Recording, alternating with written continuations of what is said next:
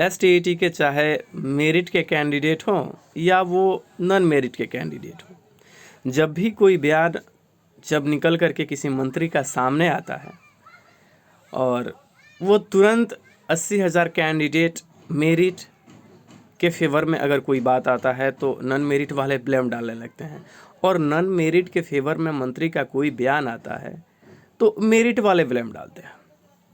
लेकिन यहाँ सबसे ज़्यादा समझने योग्य बात ये है कि क्या कोई भी अधिकारी या कोई मंत्री जब आकर के कोई बयान देता है, अगर वो बयान आपके फेवर का है, क्या आपने उस बात पे सच में अपना एनालाइज किया है, या बस मंत्री ने जो कुछ भी बोला उसको आपने स्वीकार कर लिया?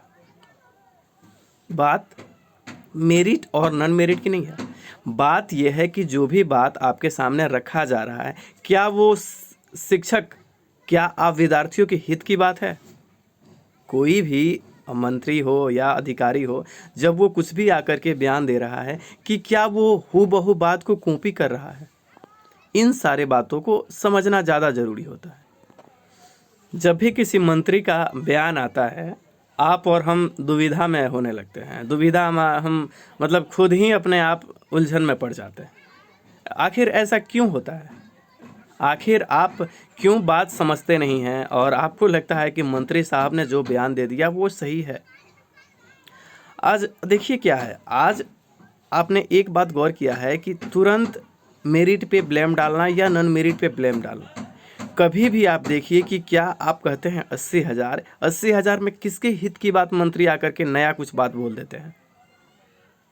बात ये है, बात ये नहीं है कि आप एक दूसरे पे ब्लेम डालिए और एक दूसरे से लड़िए।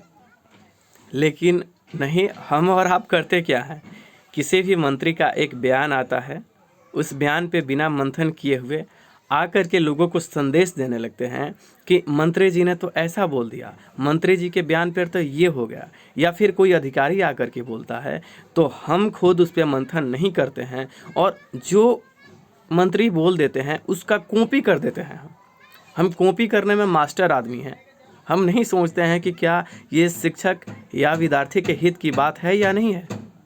इससे हमें कोई मतलब नहीं होता। हम आते हैं और तुरंत एक दूसरे पे ब्लेम डालना शुरू करते हैं। लेकिन यहाँ सोचने वाली बात ये हो जाती है कि क्या कोई भी इंसान जब बयान देता है और आप 80,000 की बात आप लोग और सभी लोग और हम लोग करते हैं, तो क्या वो 50,000 के फेवर की सच में बात है या नहीं है?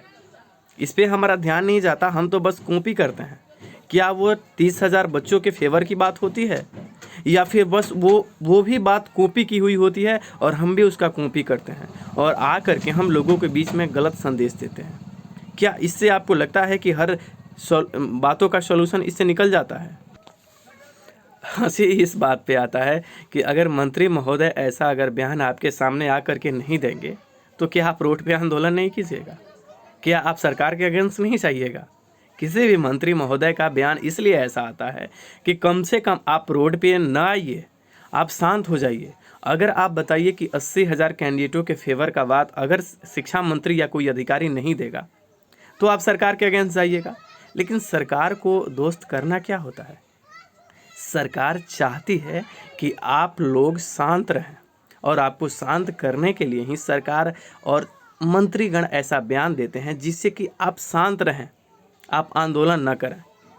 और इस बात को आप खुद कुछ समझते नहीं है, उसको कॉपी करते हैं और एक दूसरे पे ब्लेम डालना चालू करते हैं। लेकिन बात ये आप ज़रूर समझिए कि जो भी सरकार के एम्प्लॉय हों या अधिकारी या फिर कोई नेता हों, वो कोई भी बात आपके सामने जब रखेंगे तो आपके हित की बात वो रखेंगे। वो जानते हैं कि बच्चों के सामने हम क्या रखेंगे तो बच्चे शांत रहेंगे, और आपको शांत करने के लिए जो भी कदम उठाया जाता है आप संतुष्ट हो जाते हैं और हर चीज़ आपके फेवर की हो जाती है। आप इसी बात पे संतुष्ट हो जाते हैं।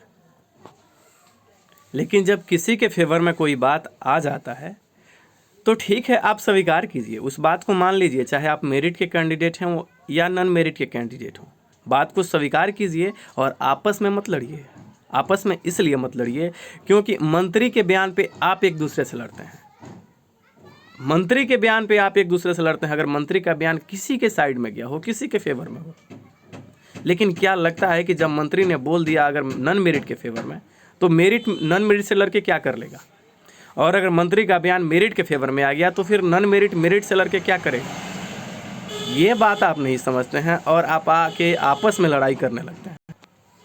और अभी का जो हालत है, क्या देश में नरेंद्र मोदी जो बात बोल रहे हैं उन बातों पे आपको विश्वास है? नरेंद्र मोदी का बोला हुआ हर एक स्टेटमेंट 2014 के बाद क्या लगता है कि उन्होंने जो कुछ बोला है वो कर दिया है? और नेताओं पे बोलने की स्वतंत्रता आपसे ज़्यादा कहीं उन्हें है। वो कुछ भी बोल देंगे तो वो लीगल रूप से वैलिड नहीं होता। इस बात को तो आप समझते हैं कि मंत्री का दिया हुआ बयान लीगली रूप से वैलिड नहीं होता। महज एक शब्द में बोला हुआ, कोई रिटर्न ऑथेंटिक चीज़ तो ये है नहीं। तो फिर आप आपस में क्यों लड़ते हैं? आप जायज़ मांग के लिए आप साथ आइए, आप सही मांग के लिए लड़िए। एक बात बताइए कि आप गलत चीज़ को आप जानते, जो चीज़ आप खुद स्वीकार करते हैं कि गलत है, और मंत्री ने भी उस बात को अगर कॉपी कर दिया, आप उसी बात को बोल दिया, तो आप मान लेंगे कि मंत्री ने बोल दिया तो बस डिटो है और सही है? जी नहीं, कुछ काम लीगली रूप से होता है। जैसे एसटीईटी मार्क्स को आप कहते हैं कि लीगल नहीं है, इनवैलिड है, कोर्ट में इसके ऊपर कोई ये नहीं, ऐसा कुछ नहीं होता, ऐसा कुछ नहीं होता। वकील लीगल रूप से क्या करते हैं वहाँ बोलता है ना, पर बात का वैल्यू होता है सर, हर चीज़ का वैल्यू होता है, लेकिन एक हद तक होता है।